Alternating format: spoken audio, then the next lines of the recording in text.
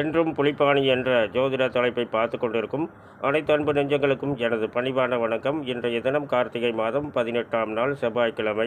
நல்ல நேரம் காலை 10:30 முதல் 11 மணி வரை, பகல் 12 மணி முதல் 1 மணி வரை, மாலை 4:30 முதல் 6 மணி வரை மற்றும் இரவு 7 மணி முதல் 8 மணி வரை. சூலம் வடக்கு, பரிகாரம் பால். திதி பிற்பகல் 1:11 வரை துதியை, பின்பு திருதியை.